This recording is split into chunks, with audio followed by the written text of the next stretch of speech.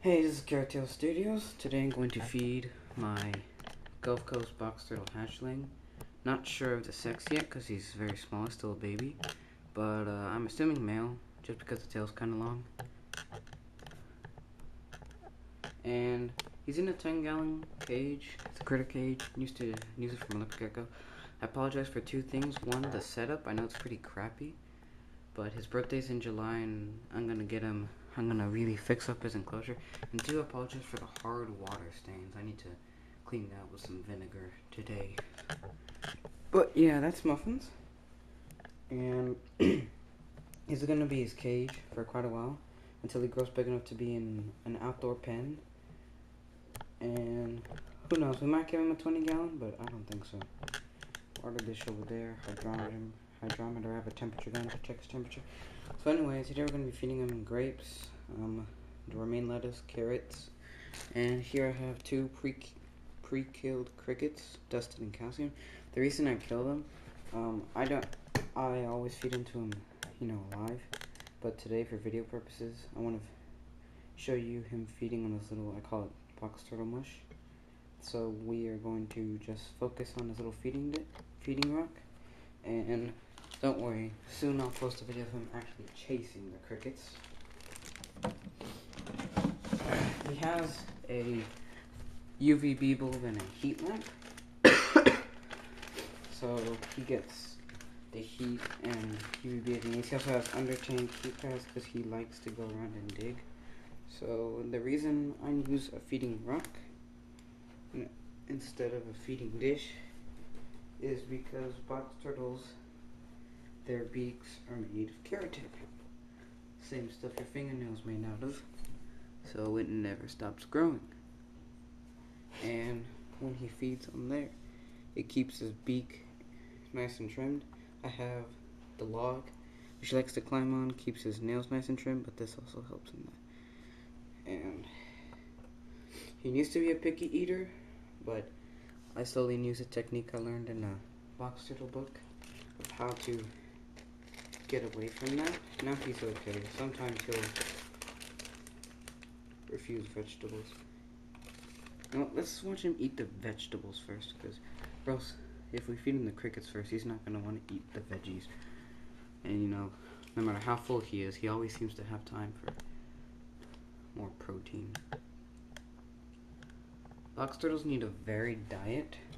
They can't just eat on one or two different items like some people have for the leopard geckos and stuff.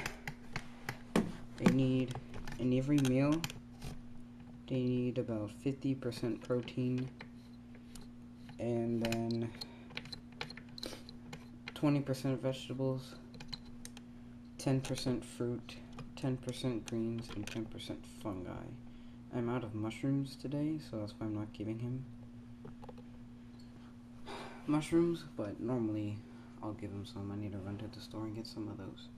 As you can see, he's not as shy. He got over his shyness pretty quickly.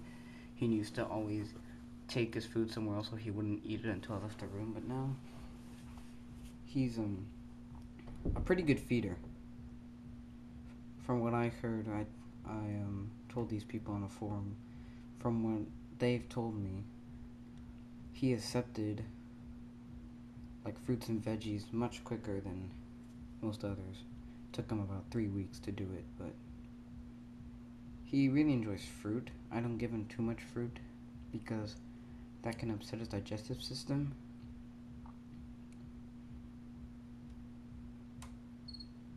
He has a kind of a hard time with the skins. I usually feed him peeled, but he'll eat it. He has a very sharp beak.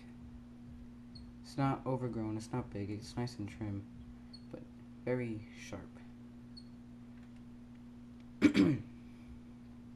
And he's not used to me handling him much, like walking around on my hands, but I will occasionally take him outside about once a week into my yard and let him wander around there. And he's gotten pretty used to it. Usually he'd just run to the nearest form of shelter, but now he'll actually stay out there and not really fall asleep, just kind of bask in the sunlight. Like I said, he has a UVB bulb in here, so he gets all the UVB he needs. But natural sunlight is always the best option.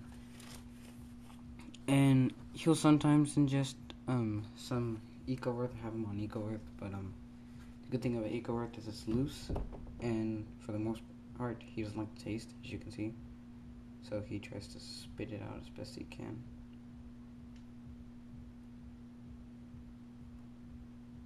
Okay, we're gonna run out of time on this. I don't give him the crickets now. They're still kind of alive. No, my mistake. They're dead, but they have some post-death reflexes still going on. And hey, where are you going? He likes to travel with his food. I'm not very sure why. Okay, go ahead and take it into your water bowl. I'm not sure what that's going to do, but okay.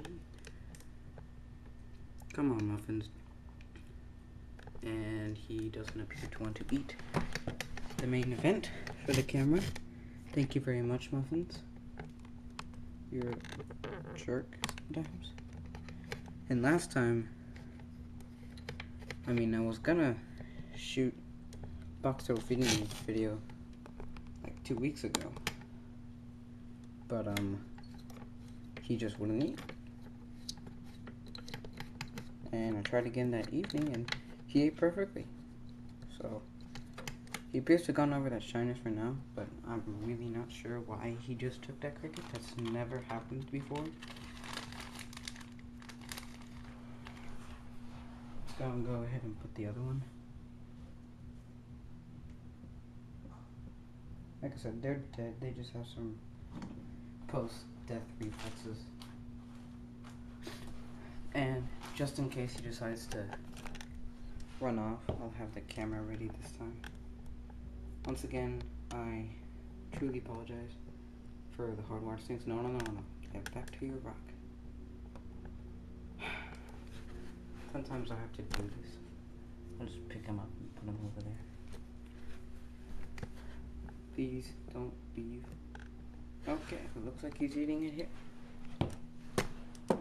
Hopefully. Yeah, looks like he's eating it here.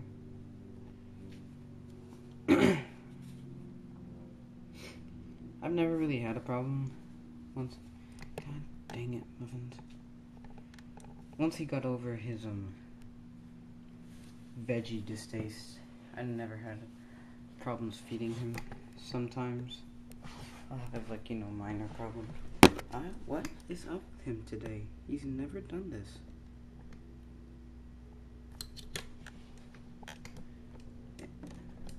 God, I really gotta clean that cage. It is terrible.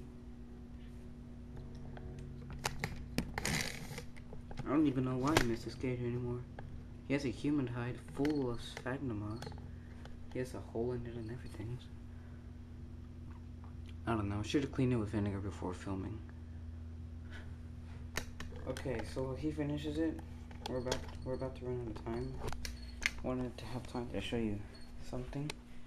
This year, I'm starting a leopard gecko breeding business, and I already ordered most of the supplies, or all the supplies, I should say. And today in the mail came this. It is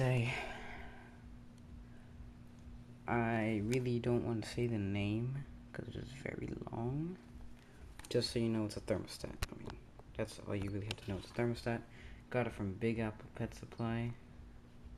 Seems to be working pretty fine. There's a temperature probe. I've been testing it out on my leopard gecko's enclosure, and as you can see, it's set to 88 degrees. It's about 89 in there, so it has like a range of 1 to 2 degrees Fahrenheit. So see, if you turn it on to 90, it turns it on, and it'll heat until 90 degrees, and then it'll turn off again. Watch. If we turn it to 88, it'll turn off again. So pretty reliable, and thank you Big Apple for that. And throughout this week, I'll give another update on the other supplies that come in. I'm just waiting on some cages, but that's it. Thanks for watching, and see you guys later. Bye.